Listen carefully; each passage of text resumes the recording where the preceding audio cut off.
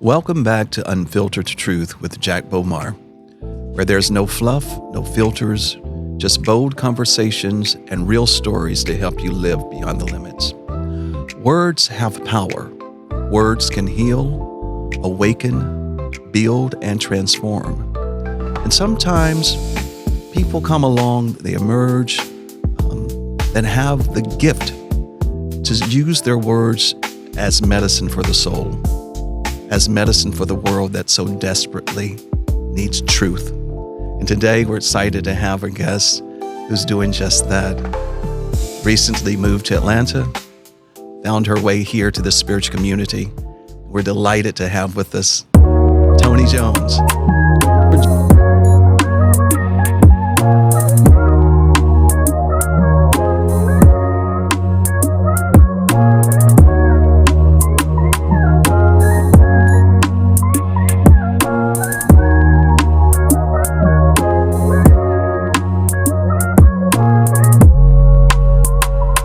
For joining me for Unfiltered Truth, and what a light. We're honored and delighted to have you with us, and so excited to have you as part of the spiritual community. Thank you for having me. I'm so giddy about being here today.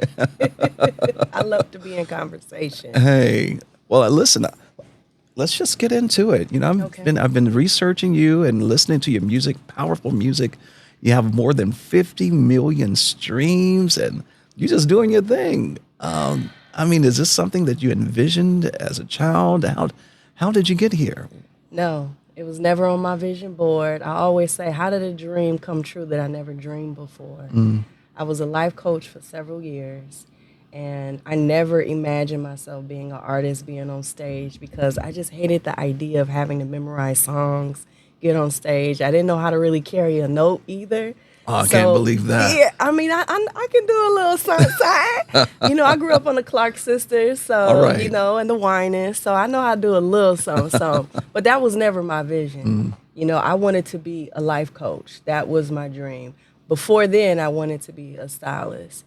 And so how everything unfolded, it's just been a whole, I'm just in awe. I'm so impressed by how the divine orchestrated all of this through me. I'm like, what else don't I know about me? Hey. Because I never knew, like, an artist. So it was never my plan. Wow. Never my plan. So it sounds like you've been activated, and that's a term that I've heard in enlightened communities, that you have activated and triggered the true self, and it's emerging, it's blossoming. So you are gifted with spoken word, and you've taken the spoken word and attached these thriving, grooving beats and sounds. Yeah. How did all of this come about? When did it come about? So, as I said, I was a life coach for several years, helping women heal from workaholism and inspiring students and staff in public school systems to reimagine the school experience through projects, coaching, and so on. I loved doing what I was doing, and I was getting paid. You know, I had insurance. Like, I was comfortable. But I got an idea to help my clients practice wellness on the go. Okay.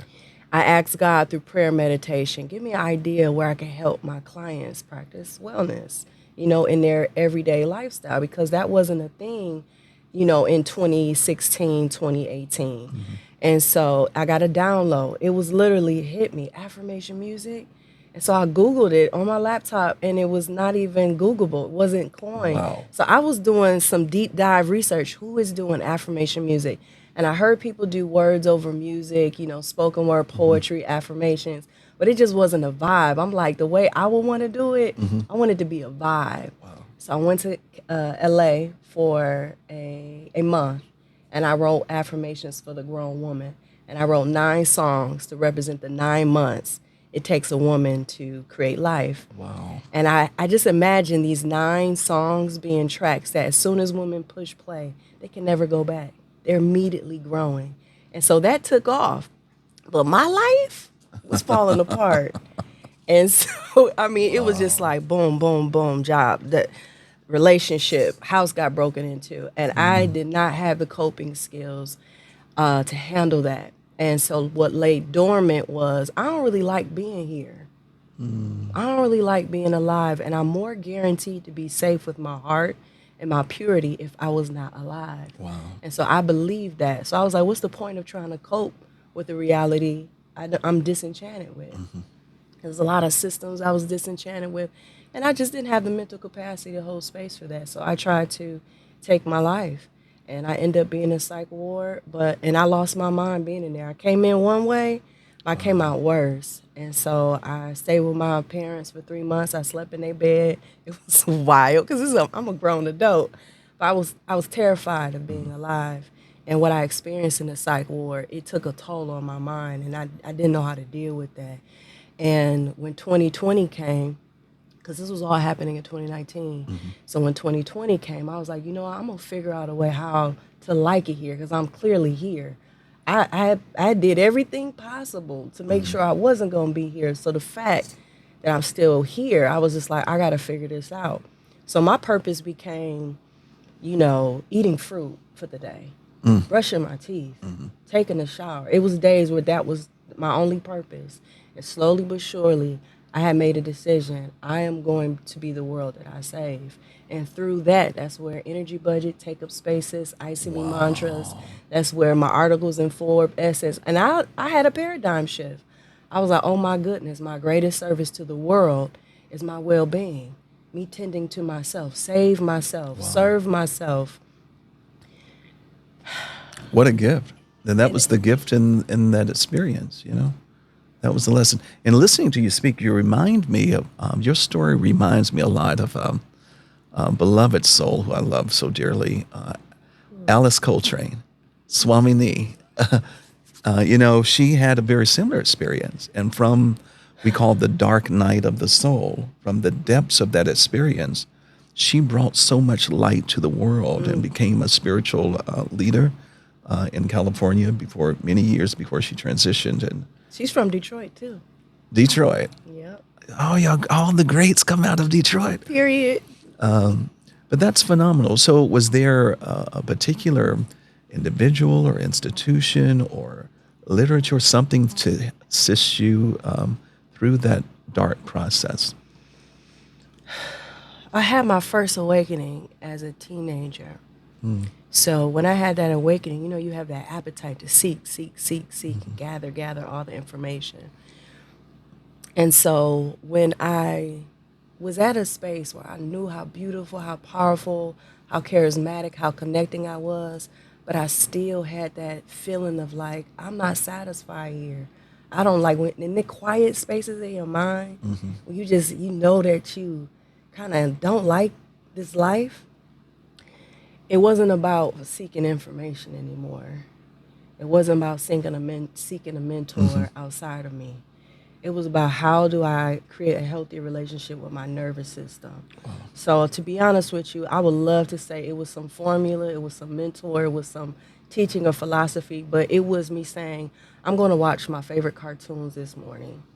I'm going to figure out how do I play again? Yeah. What does fun look like to me? How do I enjoy my food? How do I, train my body to enjoy? I remember that, it was like little baby steps of, engaging with enjoyment, because I wanted to be sincere.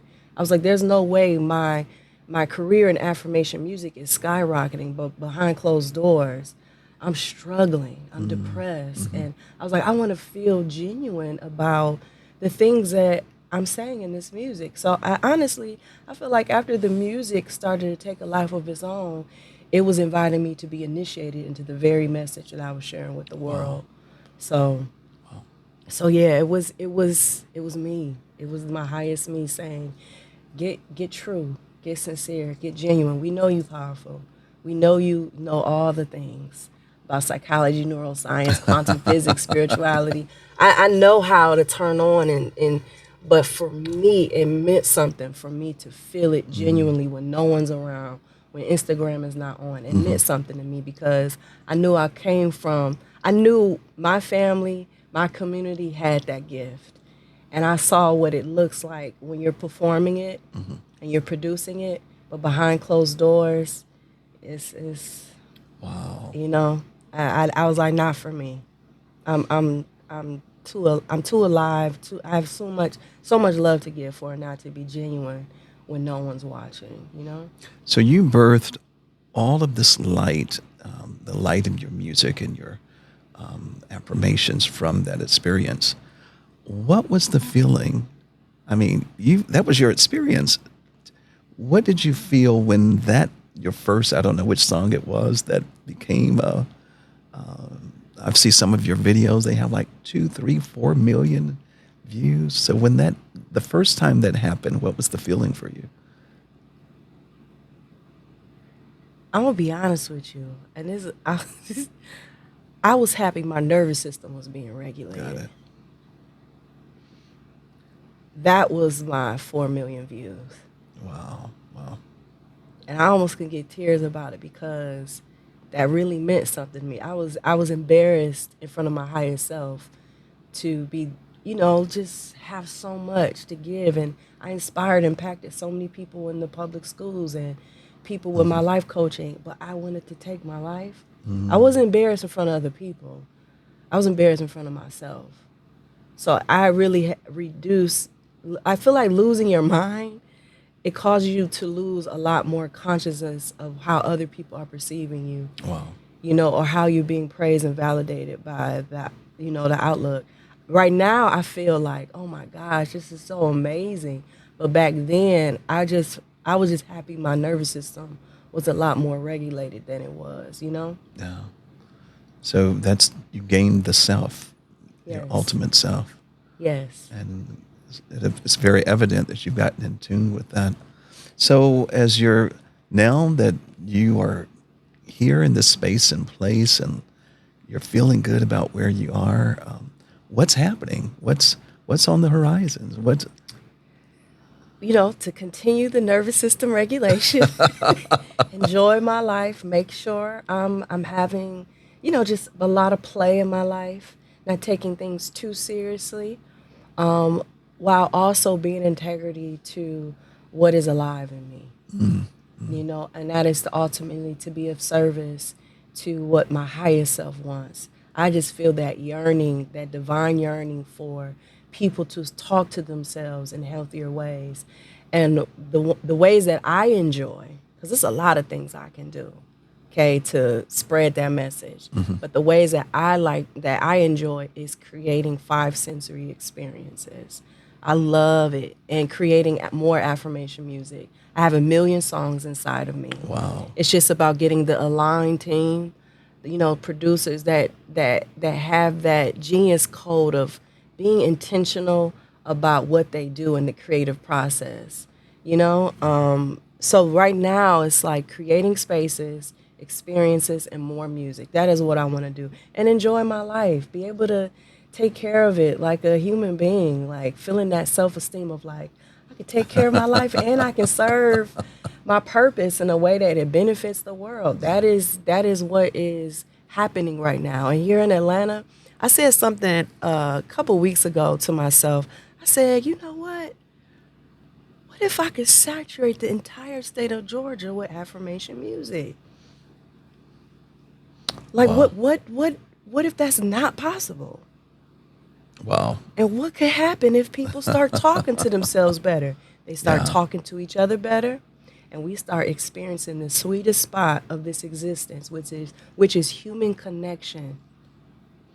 Wow. Human connection is sweet when you are talking to yourself in divine ways. Because Mm. every healthy relationship requires healthy communication, including the one with yourself. So that's where I'm at right now. I mean, I can talk about that hours and hours because I feel like electrified by that because I know that's why I'm here. I know what it's like to suffer in silence. I know what Wow. it's like for people to require you to love them through your silence. Looking at you, you would have no idea that's been your story. Mm, You hear this expression, you don't look like what you've been through. And yeah. it's often, we never know what a person is going through and what their experience might have been. Especially, we often see the glory, but we don't know the story of the individual. That's the purification The process. purification, yeah.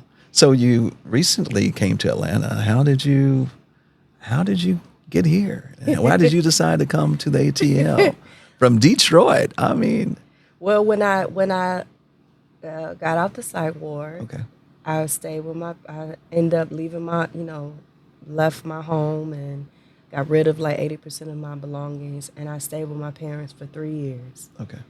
And because I was like, I'm gonna figure this out. I'm gonna crack this code, to like life. And so, but after I plateaued, it was something about where I was that was like, oh, the next level is gonna require me to move. Where should I go? At first, I thought it was Vermont. There was Vermont. I know. How I did know you that. get- That's a whole nother story. Wait. Let me. How did that even enter into the field of your consciousness? Okay, a man.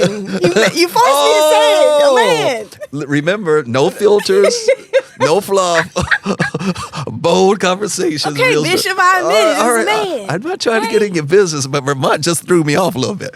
But Vermont, low key, is Black folks in beautiful. Black folks. It's some color, some Okay, rainbow. sorry. Okay, no, Vermont, low key. Like, I want to own land there. It is a beautiful place. Oh, I wow. love. They don't, and specifically the town of Bennington. Oh. But it wasn't just a man. It was creative possibilities too. Yeah, clean it up. Clean it up. Listen, it's it all up. good. But you know what? Whatever's going to take you on your path to destiny, it might appear to be an individual or a certain Yeah. thing, but all of that is just simply the universe getting your attention, guiding you, and leading you to the next spot. Yeah. So- And at that time, it was very pure. It was about all the creative possibilities we could do there, the projects and so on. It didn't even have nothing to do with romance at the time. Eventually, that's another story, y'all. But Is that part two? So that's part two. And so, but I got a download, Atlanta. And then it was just different people from Atlanta DMing me, emailing, if you ever come out here, we'll take care of you. Don't worry about a thing. Wow. And they followed through. And so I packed up all my stuff. 2023? And all I knew was to go. Put my stuff in storage. I ended up taking a flight out to Atlanta. One of my fans paid for my Airbnb for a month. And then I don't know how I was able to continue to make rent, but it was being provided. And everybody that knew I was here, a lot of them just made sure I was good. Oh, my. I had a town hall meeting for us to barter, and that was very successful. And that helped me sustain a lot of the ways of how I was showing up in Atlanta and in my life. So I love Atlanta. I'm like, if you're going to be in America, All right.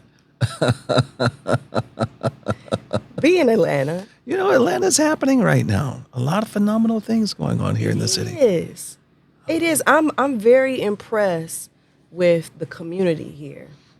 The amount of opportunities to create community. One of my favorite communities right now is agriculture right now. Okay. I love getting to know the local farmers, just the people that are out of the way, tending to the earth. Because if anything go down All right. here in this country, All right. we're going to need to know who the farmers are, okay?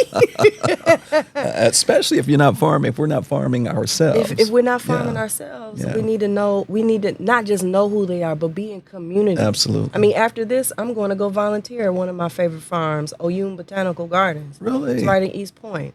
So that's very much like a passion of mine, and where I like to build community, because there is no fluff. It's just humans being humans and tending to the earth. Wow. Yeah. And I feel that that's where we are now, and a lot of people are there. Yeah. A lot of people are wanting, they're removing the masks, removing all of the stuff that we've been given about life, about how we're to show up, even about spiritual community, about faith, and Yeah. and so to have you here in this spiritual center. Yes. How did you get here? How did you find your way to Hillside? So- And for those of you online, here being Hillside International Truth Center, how did you get here? Okay, I love this story. All right. Because I had some financial adventures this year in 2025. All right. But again, it was a curriculum for me spiritually to transcend the way that I'm triggered by financial external situations. I had to root and ground in my abundance no matter what my external reality was saying. So I'm grateful for the experience. But now I'm like, more money, come on, come Hey, on. So, anyways, I said to myself, I'm not going to try and perform and overproduce to sustain my life. Let me get grounded.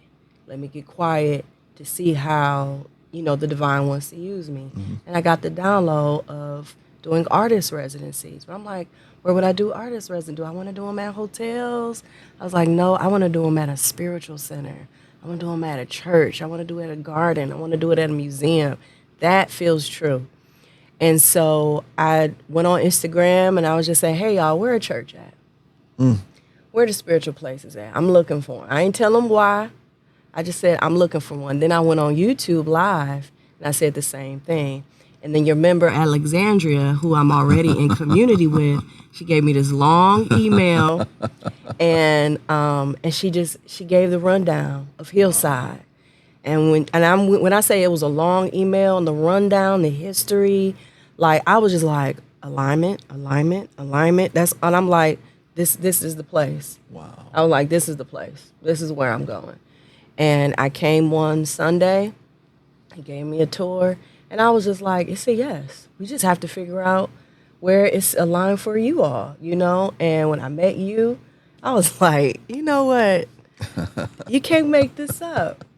You cannot make this up. And it was just, that feeling of like, this is the next step. Let's experiment with this and see how it flows and responds. And so when it was responding, I was like, oh, yeah, we're about to take Atlanta over. And, yeah. Well, I'm truly excited, and we're excited to have you here and all your gifting and your intention. And, Yes. just leaning into, surrendering and leaning into the breath of the moment. Yeah. Leaning into that. There's so much ease and flow when we surrender. Yeah. And it's Yes. not easy to do, though. It's not easy to do because we have been conditioned to be workers.